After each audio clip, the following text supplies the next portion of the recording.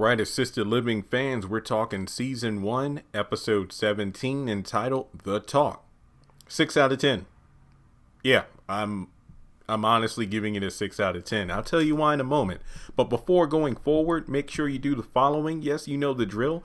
If you have not followed me on my various social media platforms, there are links in the description box below. Also, hit the thumbs up button to show you like the video. Hit subscribe and click that bell and select all. That way you are notified whenever I post things to the channel. Some people have been telling me, Jeremy, I followed your steps, but I'm still not being notified.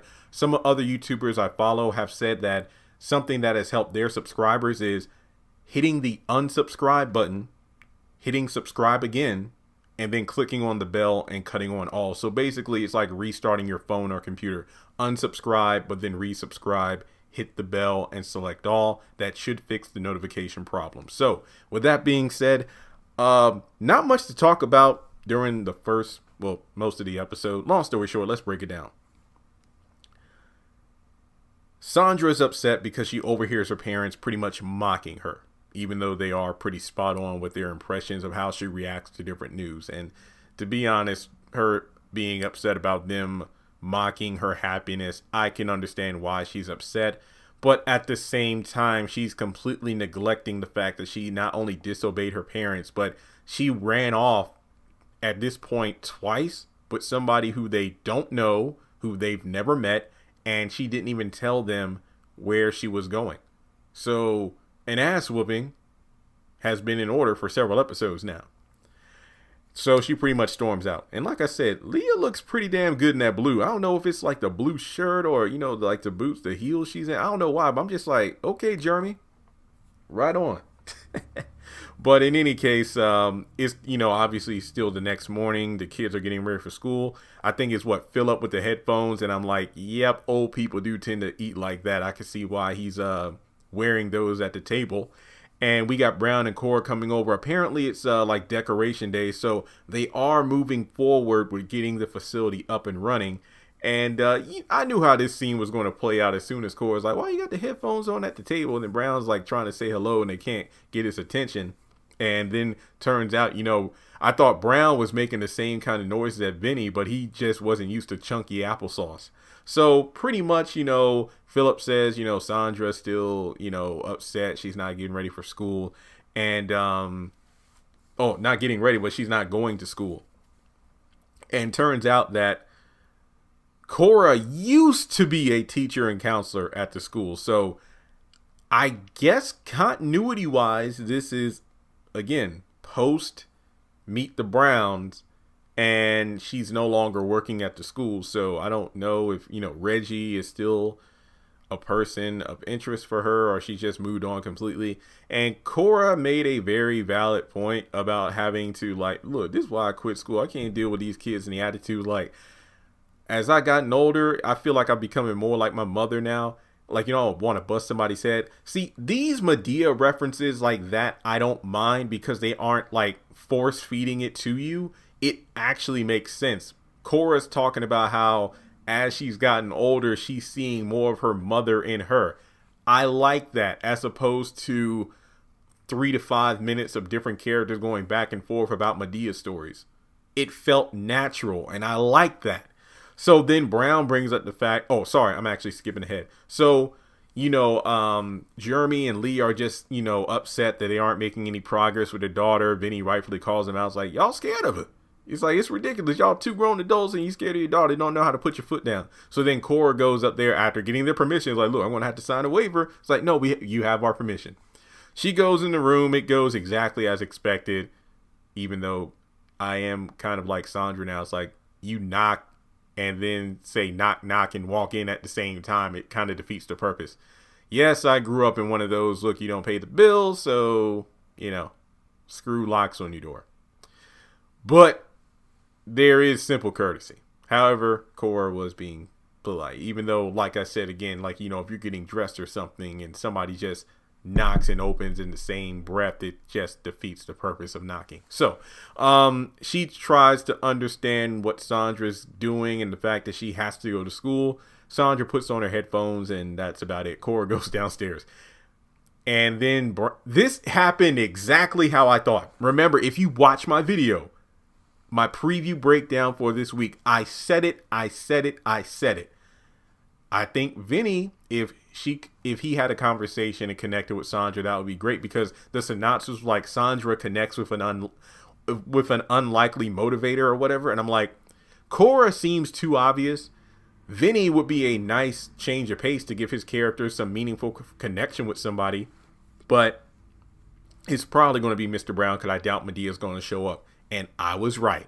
Mr. Brown goes up there, holds his ground, talks about how his feet hurt, bunions in them shoes. Well, maybe you should get some insoles or some different shoes.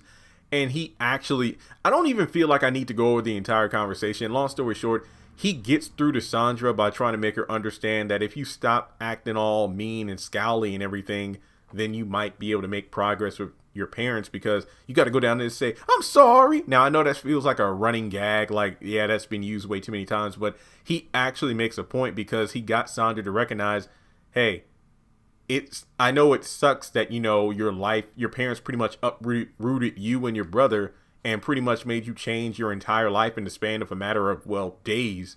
You're in a crappy facility, new school, new people, you don't know anybody.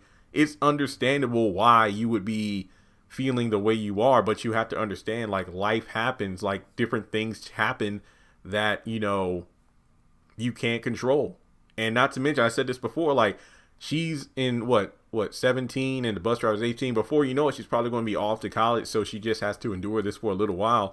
Plus, if her attitude changed, like I mentioned before, it's not that I dislike the kid characters, like they really don't use them properly in the series. Why not have them go back to their aunt's place in Chicago and stay with her, and they go to school and whatnot? That would make sense. But it just seems to me like one of those situations where like Brown said, Sandra felt more like a likable character when she was not acting like a brat, because of the fact that she needs to recognize she's been completely in the wrong. Like, her parents obviously didn't want to move. It's like they kind of had no choice. But if she's been trying to meet her parents halfway, and that's the thing that's tough about being, at the age I am now and looking at how different parents treat their kids, is like, I never really had a voice as a child. It's pretty much one of those things where what they say goes.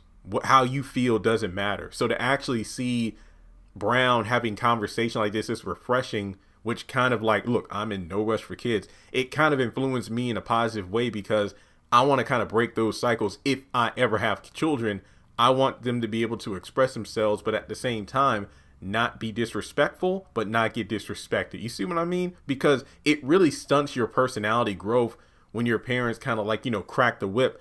But when they're kind of like lightweights like Leah and Jeremy, then you have a Sandra on your hands. So overall, I did like the conversation between Brown and Sandra. And I did like at the end where he's like, oh, can I borrow that suit? Wear it for Halloween. Kind of like, look, just because you making some, I forgot what Brown said. Like, just because you said you're sorry and whatnot doesn't mean you can't get knocked out. So I did like that. It was like, hey, recognize we kind of, broke the ice, but that doesn't mean you're going to disrespect me. So overall, I thought this was a pretty decent episode. Yeah, it wasn't Brown like trying to show off, oh, let me show you some wallpaper for the Brown collection. I think Vinny's like, we just need to take that suit and throw it up on the wall. That was funny. I like this. This episode had a decent blend of comedic value at the same time as Brown being a character who isn't all jokes, but he's able to relate to people in his own special way. And I liked it. I thought it was good. Like, I'm not saying it's an 8 or a 10 out of 10, but to be honest, for the most part, I don't feel like it dragged as much as other episodes. So yeah, this series is getting progressively better, but at the same time, it's a shame that it took as many episodes as it did for it to get better. But I do recommend this episode. So 6 out of 10 for me. But let me know your thoughts. Maybe you thought that this show is still crap, Jeremy. That's completely fine. I'm just willing to show you that on this channel, it isn't all about ranting and raving, which I try not to do unless something's really bad. I will give props where props deserve to be given, and this episode was pretty good. So let me know your thoughts below. Like I said before, please, if you're having trouble with the notification bell, unsubscribe, but then resubscribe. hit the bell and select all. That should do the trick. And if you'd like to donate to the channel, feel free to do so on PayPal, Cash App, or join Patreon for as little as $1 a month. Thank you all so much for watching, and I'll talk to you soon.